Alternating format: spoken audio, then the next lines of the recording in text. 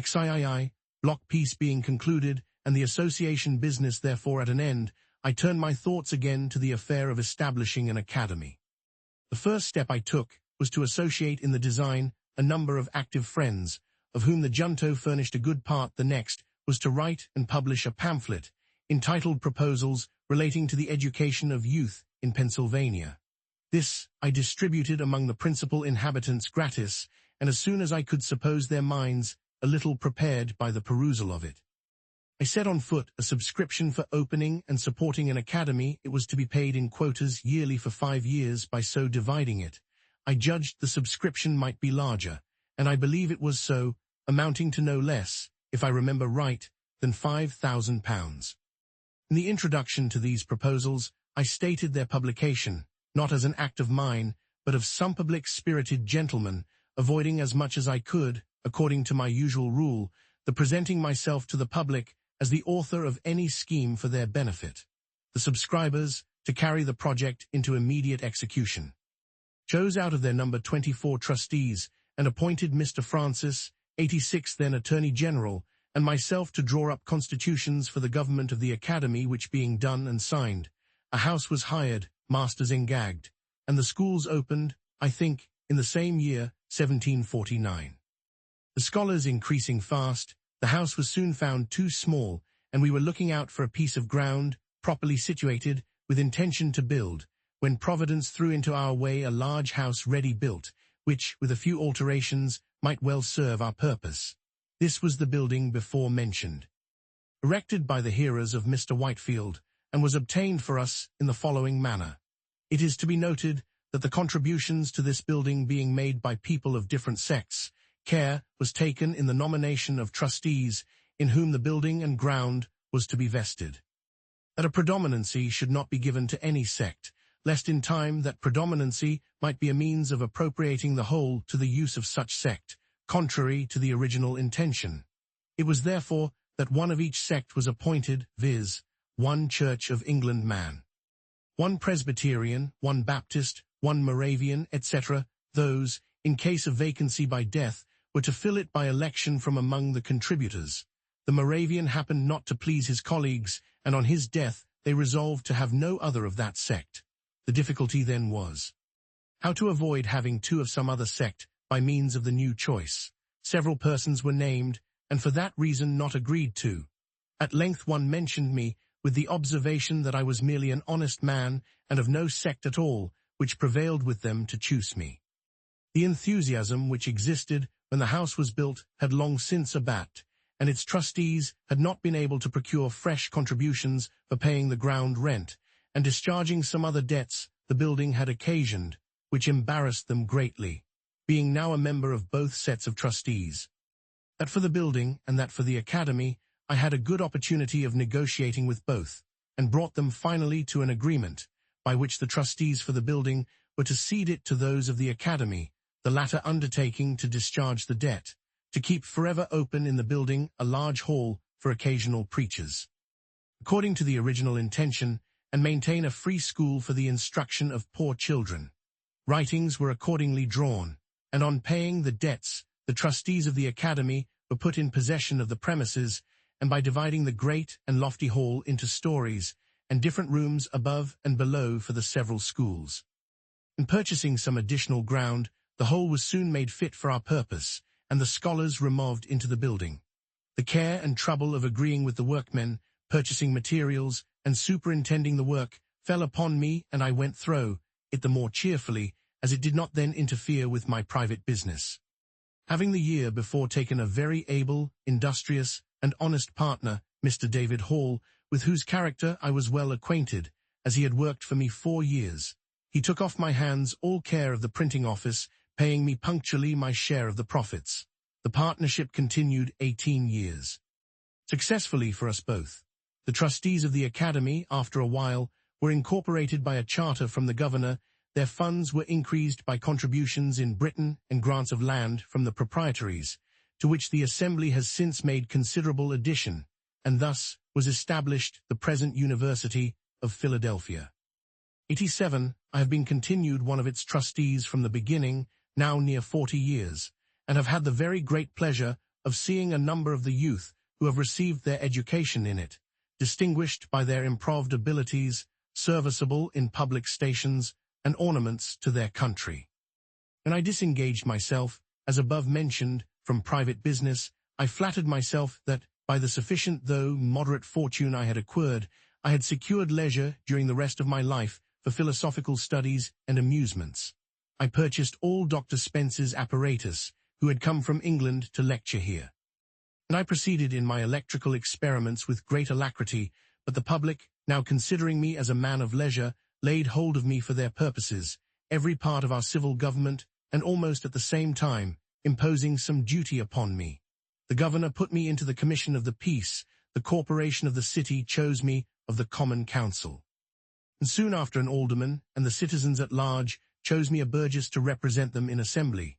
This latter station was the more agreeable to me, as I was at length tired with sitting there to hear debates, in which, as clerk, I could take no part, and which were often so unentertaining that I was induced to amuse myself with making magic squares or circles, or anything to avoid weariness, and I conceived my becoming a member would enlarge my power of doing good.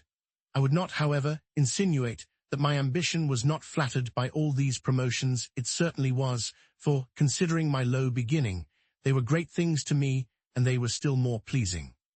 As being so many spontaneous testimonies of the public good opinion, and by me entirely unsolicited, the office of Justice of the Peace I tried a little, by attending a few courts, and sitting on the bench to hear causes, but finding that more knowledge of the common law than I possessed was necessary to act in that station with credit.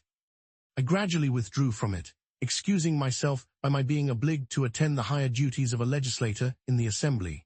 My election to this trust was repeated every year for 10 years, without my ever asking any elector for his vote, or signifying, either directly or indirectly, any desire of being chosen. On taking my seat in the House, my son was appointed their clerk. The year following, a treaty being to be held with the Indians at Carlisle, the governor sent a message to the House, proposing that they should nominate some of their members to be joined with some members of council as commissioners for that purpose.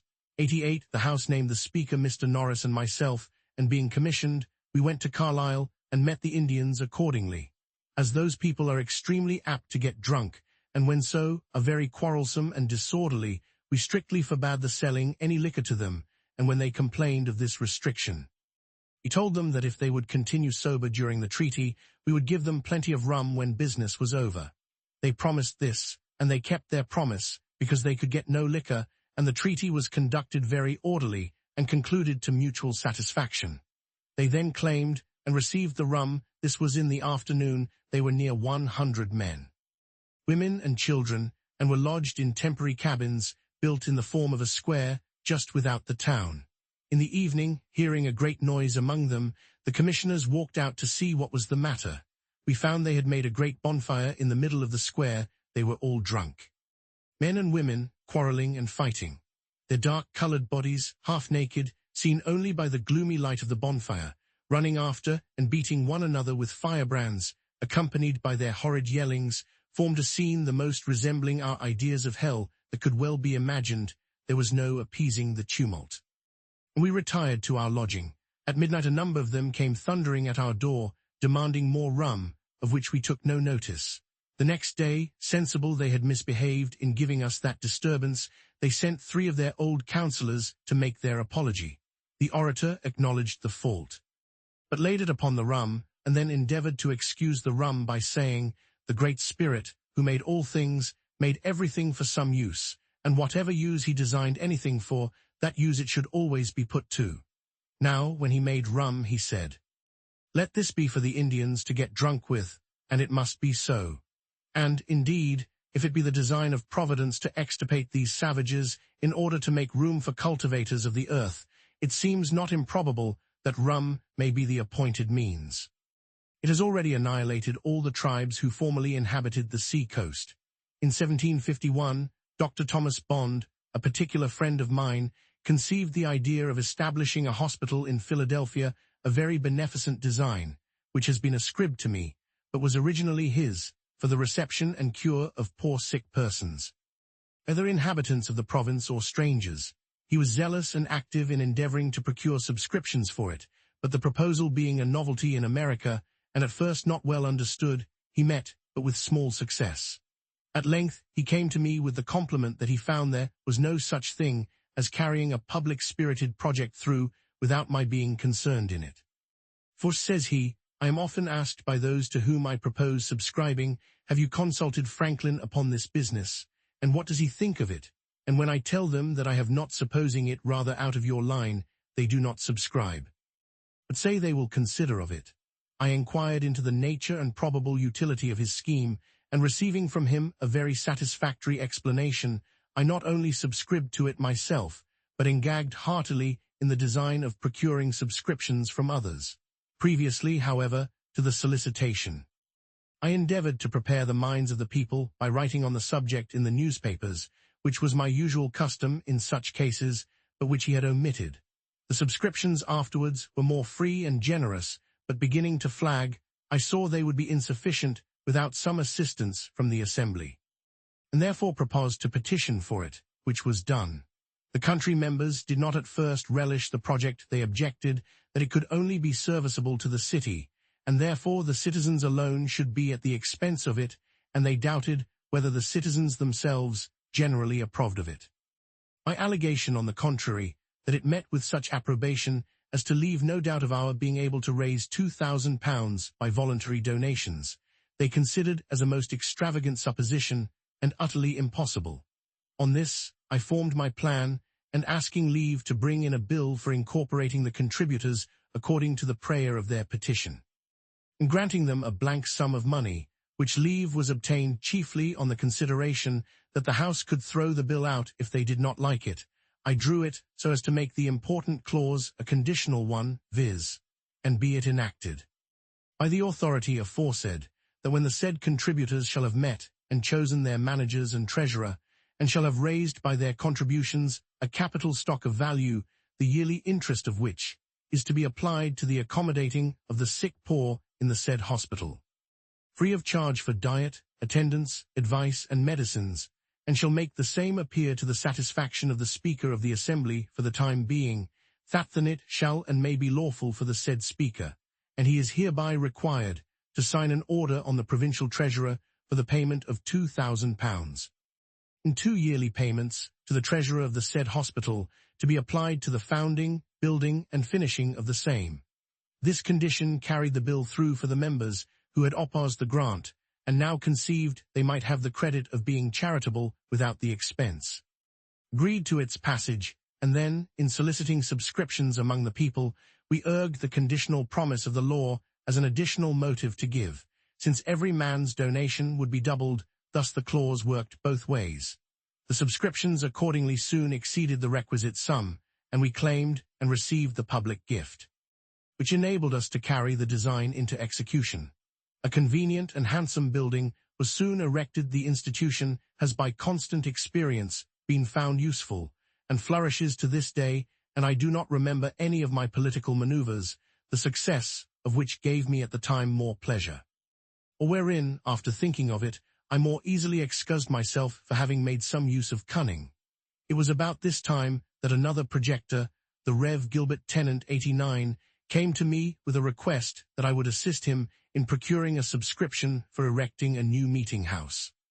It was to be for the use of a congregation he had gathered among the Presbyterians, who were originally disciples of Mr. Whitefield. Unwilling to make myself disagreeable to my fellow citizens by too frequently soliciting their contributions, I absolutely refused. He then desired I would furnish him with a list of the names of persons I knew by experience to be generous and public-spirited. I thought it would be unbecoming in me, after their kind compliance with my solicitations, to mark them out to be worried by other beggars, and therefore refused also to give such a list. He then desired I would at least give him my advice, that I will readily do. Said I, and in the first place, I advise you to apply to all those whom you know will give something next, to those whom you are uncertain whether they will give anything or not, and show them the list of those who have given, and lastly, do not neglect those who you are sure will give nothing, for in some of them you may be mistaken. He laughed and thanked me, and said he would take my advice. He did so, for he asked everybody, and he obtained a much larger sum than he expected, with which he erected the capacious and very elegant meeting house that stands in Arch Street. Our city, though laid out with a beautiful regularity, the streets large, straight, and crossing each other at right angles, had the disgrace of suffering those streets to remain long unpaved, and in wet weather the wheels of heavy carriages ploughed them into a quagmire, so that it was difficult to cross them, and in dry weather the dust was offensive. I had lived near what was called the Jersey Market, and saw with pain the inhabitants wading in mud while purchasing their provisions. A strip of ground down the middle of that market was at length paved with brick, so that, being once in the market, they had firm footing. There were often over shoes in dirt to get there. By talking and writing on the subject, I was at length instrumental in getting the street paved with stone between the market and the bricked foot pavement that was on each side next the houses. This, for some time, gave an easy access to the market dry shod, but the rest of the street not being paved, whenever a carriage came out of the mud upon this pavement, it shook off and left its dirt upon it, and it was soon covered with mire, which was not removed, the city as yet having no scavengers. After some inquiry, I found a poor, industrious man who was willing to undertake keeping the pavement clean by sweeping it twice a week, carrying off the dirt from before all the neighbors' doors for the sum of 6 pence per month, to be paid by each house. I then wrote and printed a paper setting forth the advantages to the neighborhood that might be obtained by this small expense, the greater ease in keeping our houses clean. So much dirt not being brought in by people's feet, the benefit to the shops by more custom, etc., etc., as buyers could more easily get at them, and by not having, in windy weather, the dust blown in upon their goods, etc., etc., I sent one of these papers to each house, and in a day or two went round to see who would subscribe an agreement to pay these sixpences. It was unanimously signed, and for a time well executed. All the inhabitants of the city were delighted with the cleanliness of the pavement that surrounded the market, it being a convenience to all. And this raised a general desire to have all the streets paved, and made the people more willing to submit to a tax for that purpose. After some time, I drew a bill for paving the city, and brought it into the Assembly. It was just before I went to England in 1757, and did not pass till I was gone, 90, and then with an alteration in the mode of assessment, which I thought not for the better, but with an additional provision for lighting as well as paving the streets, which was a great improvement. It was by a private person, the late Mr. John Clifton, his giving a sample of the utility of lamps, by placing one at his door, that the people were first impressed with the idea of enlightening all the city. The honor of this public benefit has also been ascribed to me, but it belongs truly to that gentleman. I did but follow his example, and have only some merit to claim respecting the form of our lamps, as differing from the globe lamps we were at first supplied with from London.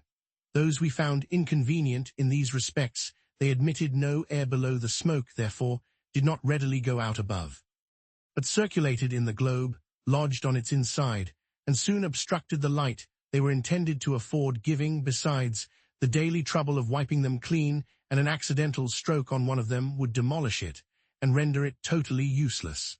I therefore suggested the composing them of 4 flat panes, with a long funnel above to draw up the smoke, and crevices admitting air below, to facilitate the ascent of the smoke. By this means they were kept clean, and did not grow dark in a few hours, as the London lamps do, but continued bright till morning, and an accidental stroke would generally break but a single pane. Easily repaired. I have sometimes, that the Londoners did not, from the effect holes in the bottom of the globe lamps, us at Vauxhall 91, have in keeping them clean, learned to have such holes in their street lamps, but these holes being made for another purpose, viz., to communicate flame more suddenly to the wick by a little flax hanging down through them, the other use, of letting in air, seems not to have been thought of, and therefore, after the lamps have been lit a few hours, the streets of London are very poorly illuminated. The mention of these improvements puts me in mind of one I proposed, when in London, to Dr. Fothergill, who was among the best men I have known, and a great promoter of useful projects. I had observed that the streets, when dry, were never swept, and the light dust carried away, but it was suffered to accumulate till wet weather reduced it to mud.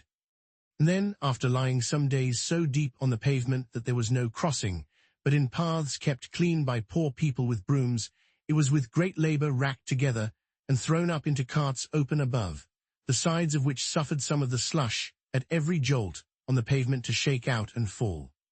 Sometimes to the annoyance of foot passengers, the reason given for not sweeping the dusty streets was that the dust would fly into the windows of shops and houses. An accidental occurrence had instructed me how much sweeping might be done in a little time. I found at my door in Craven Street, 92 one morning, a poor woman sweeping my pavement with a birch broom. She appeared very pale and feeble, as just come out of a fit of sickness. I asked who employed her to sweep there. She said, "Nobody, but I am very poor and in distress, and I sweeps before gentle folks' doors, and hopes they will give me something."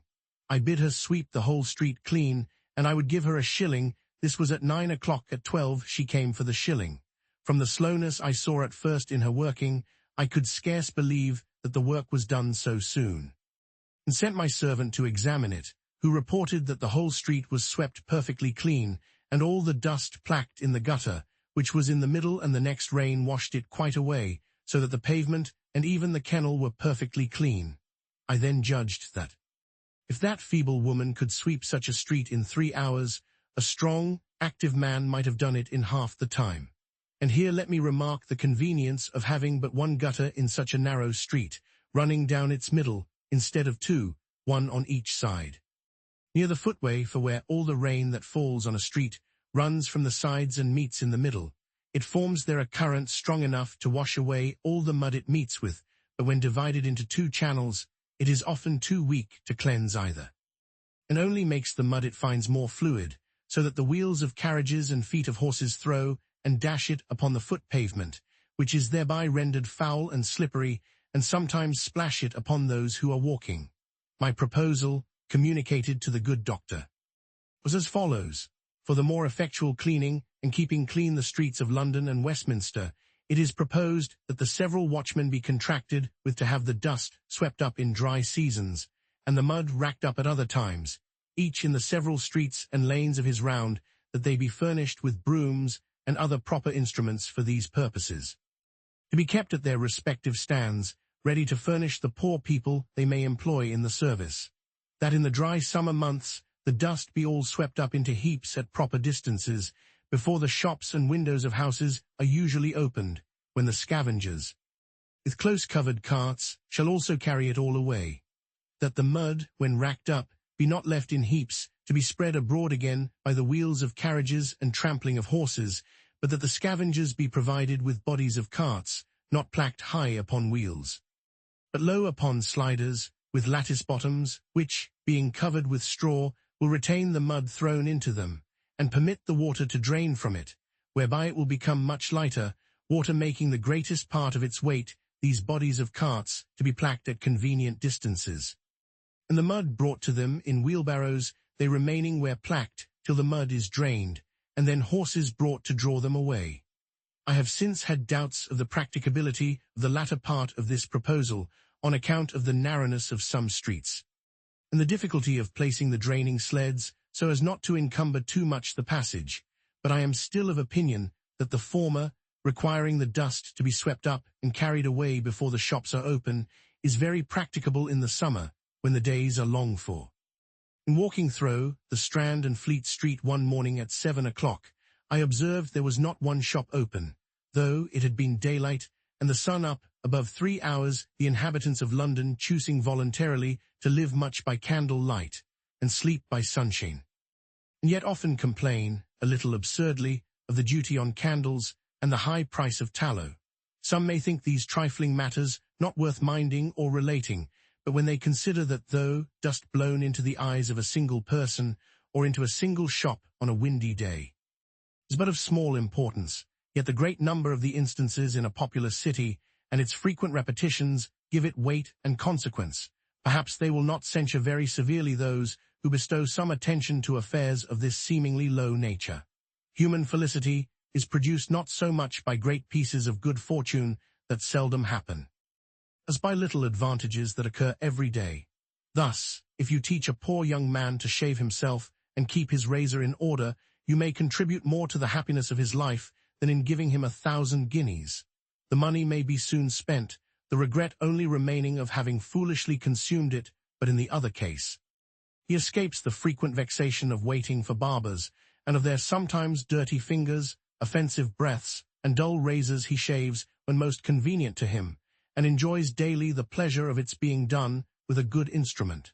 With these sentiments, I have hazarded the few preceding pages, hoping they may afford hints, which some time or other may be useful to a city I love, having lived many years in it very happily, and perhaps to some of our towns in America, having been for some time employed by the Postmaster General of America as his controller in regulating several offices. In bringing the officers to account, I was, upon his death in 1753, appointed, jointly with Mr. William Hunter, to succeed him, by a commission from the Postmaster General in England. The American office never had hitherto paid anything to that of Britain. We were to have £600 a year between us. If we could make that sum out of the profits of the office. To do this, a variety of improvements were necessary. Some of these were inevitably at first expensive, so that in the first 4 years the office became above £900 in debt to us. But it soon after began to repay us, and before I was displacked by a freak of the ministers, of which I shall speak hereafter, we had brought it to yield 3 times as much clear revenue to the Crown as the Post Office of Ireland. Since that imprudent transaction, they have received from it not 1 farthing. The business of the Post Office occasioned my taking a journey this year to New England, where the College of Cambridge, of their own motion, presented me with the degree of Master of Arts. Yale College, in Connecticut, had before made me a similar compliment. Thus, without studying in any college, I came to partake of their honors. They were conferred in consideration of my improvements and discoveries in the electric branch of natural philosophy. 86 Tench Francis, uncle of Sir Philip Francis, emigrated from England to Maryland and became attorney for Lord Baltimore. He removed to Philadelphia and was Attorney General of Pennsylvania from 1741 to 1755. He died in Philadelphia August 16, 1758. Smythe, 87 later, called the University of Pennsylvania.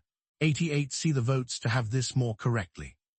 Marg. Note. 89 Gilbert Tennant 1703-1764 came to America with his father, Rev. William Tennant, and taught for a time in the Log College, from which sprang the College of New Jersey.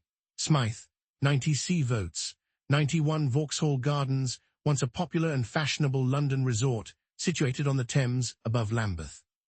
Gardens were closed in 1859, but they will always be remembered because of Sir Roger de Coverley's visit to them in The Spectator, and from the descriptions in Smollett's Humphrey Clinker and Thackeray's Vanity Fair. 92, a short street near Charing Cross, London.